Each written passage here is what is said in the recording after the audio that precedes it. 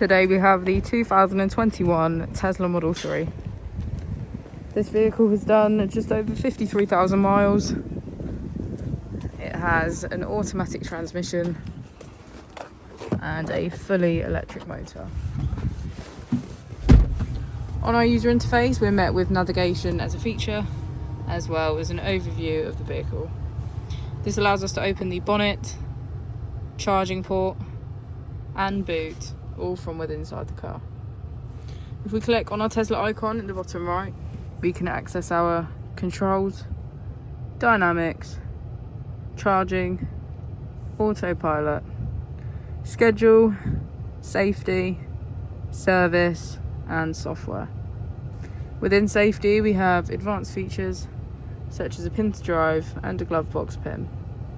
If we go back into software and click on additional vehicle information, we can get a deeper analysis of the vehicle spec. The Model 3 comes with a 360 degrees camera, and with that you can access your dash cam. If we press here, we can access our climate control with heated seats on either side, heated steering wheel. As we go into the back of the vehicle, we can see that it has a full leather black interior and get a good view of our panoramic roof.